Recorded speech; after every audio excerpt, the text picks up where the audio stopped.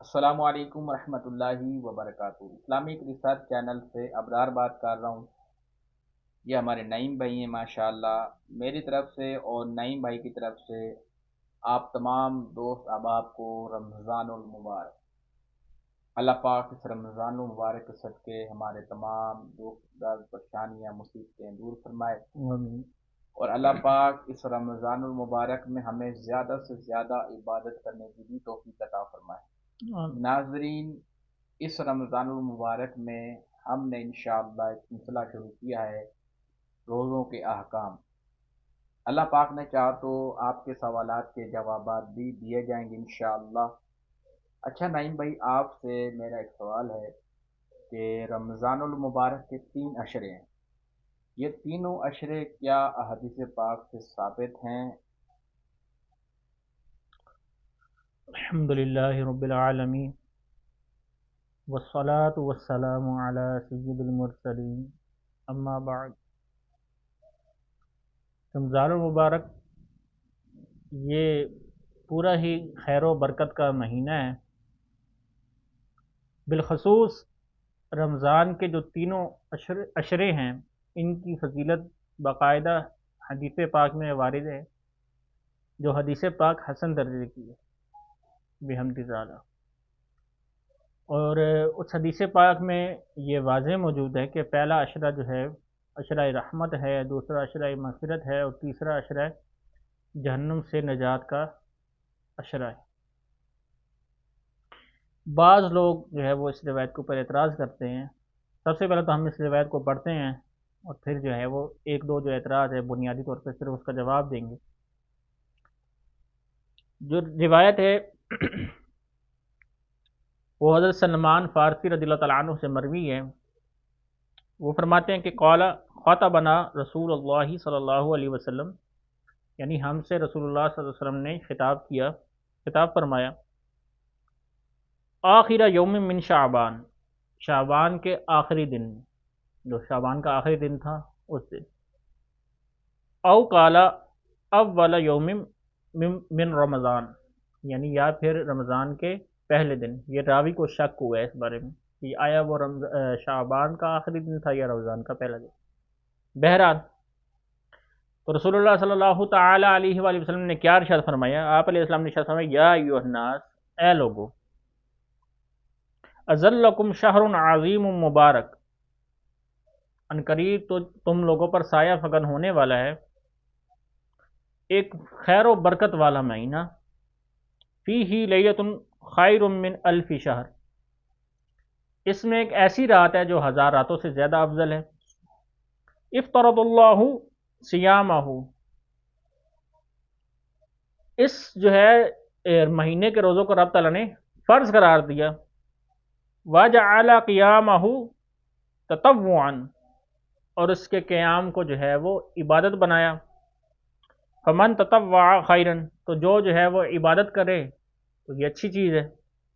تو آپ علیہ السلام نے نفلی عبادت کے بارے میں فرمایا کہ فمن تطوع خیرا کان حظہ من ذلک الخیر کمن ادى فریضتہ فیما سوا، یعنی جو اس مہینے میں نفل عبادت کرتا ہے وہ گویا ایسے ہے کہ جو بقیہ مہینوں میں فرض عبادت کرنے والا ہے۔ یعنی اس مہینے میں نفل عبادت کی اتنی جو ہے وہ قدر و منزلت ہے کہ گویا وہ شخص جو نفل عبادت کرنا ہے وہ اس مہینے میں وہ ایسے ہے کہ بقیہ مہینوں میں جو گویا فرض عبادت کو ادا کرنے والا۔ ومن ادى فریضتہ کان کمن ادى 70 فریضۃ، تو جو فرض نماز کو یعنی فرائض کو اس مہینے میں ادا کرتا ہے، فرض نمازیں ہیں، زکوٰۃ فرض ہوگی تو اس کو کرنا، تو یہ جو فرض چیزیں ہیں وہ ادا کرتا ہے، فرائض عبادات کو ادا کرتا ہے، گویا وہ ایسے ہے کہ بقیہ جو عام دنوں میں فرائض عبادات کو انجام دیا جاتا ہے وہ 70 بار کی جائے، یعنی بقیہ دنوں میں 70 بار فرض نماز پڑھنے کے برابر ہے اس مہینے میں ایک مرتبہ فرض نماز پڑھنا۔ تو گویا یہ کتنی بڑی فضیلت ہے۔ پھر آپ علیہ السلام نے آگے فرمایا کہ وَهُوَ شَهْرُ الصَّبْرِ، یہ صبر کا مہینہ ہے۔ وَيُزَادُ فِي رِزْقِ الْمُؤْمِنِ فِيهِ، اور اس مہینے میں مومن کے رزق کو بڑھا دیا جاتا ہے۔ سبحان اللہ۔ وَمَنْ فَطَّرَ صَائِمًا، اور جو اس مہینے میں روزے دار کو افطار کروائے، کان لہو کعتق الرقبہ، گویا ویسے کہ کسی نے ایک جو ہے وہ غلام کو آزاد کیا، سبحان اللہ، ومغفرۃ لذنوبہ، اور جو کسی مطلب روزے دار کو افطار کروائے تو یہ اس کے گناہوں کے لیے مغفرت کا سبب بنے گا، سبحان اللہ، ودخول الجنہ، اور رمضان المبارک میں روزے دار کو افطار کروانا جنت میں داخلے کا بھی سبب ہے، سبحان اللہ عز و جل، وسقاہ اللہ تعالی من حوض شربتا لا یظمأ فی الدنیا، اور رب تعالیٰ اس کو میرے حوض سے ایسا شربت پلائے گا کہ وہ کبھی پیاسا نہ ہوگا، ولا فی الآخرہ، نہ دنیا میں پیاسا ہوگا نہ آخرت میں پیاسا ہوگا، وَهُوَ شَهْرٌ أَوَّلُهُ رَحْمَةٌ، اور یہ وہ مہینہ ہے کہ جس کا جو پہلا عشرہ ہے رحمت، وہ رحمت والا ہے، وَأَوْسَطُهُ مَغْفِرَةٌ، اور اس کا جو درمیانی عشرہ ہے وہ مغفرت والا ہے، وَآخِرُهُ عِتْقٌ من النار، اور جو آخری عشرہ ہے وہ جہنم سے آزادی کا عشرہ ہے، سبحان اللہ عز و جل۔ فقیلا، تو عرض کی یا رسول اللہ، لیس کلنا یجد ما یفطر الصائم، ہم میں سے ہر کوئی تو روزے دار کو افطار نہیں کروا سکتا، تو وہ کیسے فضیلتیں پائے؟ قال رسول اللہ صلی اللہ علیہ وسلم، فرمائے، یعطی اللہ ھذا الثواب من فطر صائما علی مذقۃ لبن او تمرۃ او اشبع جائعا وکان له مغفرۃ لذنوبہ وسقاہ اللہ من حوض شربۃ لا یظمأ بعدها فی الدنیا والآخرہ، یعنی جو شخص، اتنا زیادہ تو یہ ضروری نہیں ہے کہ جناب بہت زیادہ سامان ہو، افطاری کا بہت زیادہ سامان ہو تو پھر ہی روزے دار کو افطار کروایا جا سکتا ہے۔ حضور نے فرمایا کہ کسی کے پاس دودھ ہو، کھجور ہو، تو وہ اس سے ہی اگر روزے دار کو افطار کروائے گا تو وہ یہ تمام فضیلتیں پا لے گا۔ اور پھر حضور صلی اللہ تعالیٰ علیہ وآلہ وسلم نے اس مہینے میں کچھ خاص اعمال بھی بتائے، جیسے کہ اس حدیث کے آخر میں ہے کہ وَأَمَّا خَصْلَتَانِ اللَّتَانِ لَا غَنِيَ بِكُمْ عَنْهُمَا، اور اس میں دو خصلتیں ایسی ہیں جس سے کوئی بھی لاپرواہی نہیں کر سکتا، وہ کون سی ہیں؟ کہ فَالصَّلَاةُ عَلَى النَّبِيِّ صلی اللہ علیہ وآلہ وسلم، حضور اکرم علیہ السلام کی ذات بابرکات پر درود پاک پڑھنا، اور دوسری کیا چیز ہے؟ وَتَسْتَعِيذُونَ بِاللَّهِ عَزَّ وَجَلَّ مِنَ النَّارِ، اور یہ کہ تم اللہ کی پناہ چاہو آگ سے۔ تو یہ دو خصلتیں ایسی ہیں، یعنی ان دو چیزوں کو ضرور اختیار کرنا چاہیے اس مہینے میں، سبحان اللہ۔ حضور اکرم علیہ السلام نے اس مہینے کی کتنی ہی خیر و برکتوں کو بیان کیا، یہ تو صرف ایک روایت ہے جو ہم نے بیان کی، اور کئی ہی روایات ہیں جس میں سرکار علیہ الصلوۃ والسلام نے رمضان کے فضائل اور رمضان کے روزوں کے فضائل کو بیان کیا۔ اب اس حدیث پر بعض لوگ یہ اعتراض کرتے ہیں کہ یہ جو حدیث ضعیف ہے، حالانکہ یہ بات ایسی نہیں ہے۔ اولاً تو یہ ہے کہ بنیادی طور پہ یہ اعتراض کیا جاتا ہے کہ جو اس میں ایک راوی ہے سعید بن ابی عروبہ، یہ راوی اختلاط کا شکار ہو گیا، یعنی ان کا حافظہ خراب ہو گیا تھا، تو اس وجہ سے ان کی یہ روایت ضعیف ہے۔ دوسرا یہ کہ قتادہ جو ہے وہ مدلس ہیں اور آنا نہ کر رہے ہیں، تو لہٰذا یہ روایت ضعیف ہے، حالانکہ یہ دونوں باتیں اس جگہ بالکل غلط ہیں۔ ٹھیک ہے، سعید بن ابی عروبہ یہ اختلاط کا شکار ہو گئے تھے اور قتادہ بھی مدلس ہیں، لیکن سعید بن ابی عروبہ کی قتادہ سے روایات بالکل صحیح ہوتی ہیں۔ کیسے؟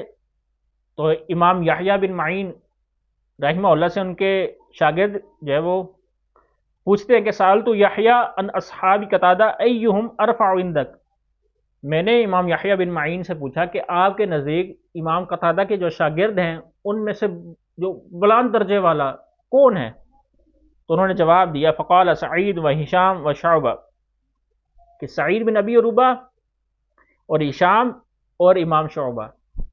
اور یہ بات وہابیوں کے محدث العصر، جو وہابیوں کے ہیں، ارشاد الحق اثری صاحب، ان کی مصدقہ کتاب مقالات اثری میں انہوں نے اس اصول کو گویا تسلیم کیا کہ ان کی تقریر ہے اس کتاب کے اوپر، جس میں انہوں نے اس کتاب کی جو ہے وہ جملہ نکات کی تصدیق کی ہے، اور یہ کتاب بھی وہابیوں کے ہی مطلب کہ ایک عالم نے لکھی ہوئی ہے، اور انہوں نے وہاں یہ بات کی ہے کہ امام ابن معین رحمہ اللہ نے ابن ابی عروبہ کو قتادہ سے بیان کرنے میں اثبت الناس قرار دیا. اثبت الناس کا مطلب ہے کہ قتادہ کی روایت میں یہ سب سے صحیح ترین جو ہے وہ روایت کرنے والے شاگرد تھے. یعنی انہوں نے جو قتادہ سے روایات سنی وہ بقیہ لوگوں سے زیادہ مطلب کہ اس کو پریورٹی دی گئی، اس کو بقیہ لوگوں کی روایت کرنے سے زیادہ ایک مطلب کہ درجہ حاصل ہے. تو اب اس سے یہ بات ثابت ہو گئی کہ یہ روایت بالکل صحیح ہے. پھر قتادہ یہاں اکیلے نہیں ہیں، علی بن زید جو ہیں وہ راوی بھی یہ روایت کرنے میں شریک ہے، جن کی روایات کو امام ذہبی نے حسن درجے تک قرار دیا ہے. اگرچہ ان میں ہلکی پھلکی کمزوری تھی لیکن مطابعت میں وہ قبول ہوتے ہیں. اور یہاں ہمارا کلام جو ہے اصول محدثین کو ہم نے مختصراً بیان کیا ہے، کیونکہ یہ موضوع گفتگو فی الحال یہ نہیں تھا. مختصراً ہم نے رمضان کے فضائل کو جو ہے وہ اس میں ایک حدیث پاک کو ذکر کیا اور اس کے اوپر جو اعتراضات ہیں ان کو مختصراً ان کا جواب دیا. جی ابرار میں اچھا، اس میں دوسری عرض یہ ہے کہ جو ہم جب روزہ رکھ لیتے ہیں تو اس وقت ایک دعا پڑھتے ہیں، جب ہم روزہ افطار کرتے ہیں اس وقت بھی ایک دعا پڑھتے ہیں. آیا یہ حدیث پاک سے ثابت ہیں اور یہ پڑھنی چاہیے؟ دیکھیے، اگر یہ نہیں پڑھیں گے تو روزہ افطار نہیں ہوگا یا روزہ نہیں رکھا جائے گا؟ اگرچہ جو افطار کے وقت جو ہے وہ دعا پڑھی جاتی ہے، اللہم انی لکا صمت وبک آمنت وعلیک توکلت وعلی رزقک افطرت. اب اس روایت میں وبک آمنت کے علاوہ بقیہ جو الفاظ ہیں وہ حدیث میں آئے ہیں لیکن اس کی سند جو ہے وہ کافی کمزور ہے. ٹھیک ہے، اگرچہ یہ دعا پڑھ سکتے ہیں، شرعاً اس میں کوئی ممانعت نہیں ہے، لیکن دیگر دعائیں بھی ہیں جس طرح ذهب الظمأ وابتلت العروق وثابت الاجر انشاءاللہ، یعنی رگیں تر ہو گئی، پیاس چلی گئی.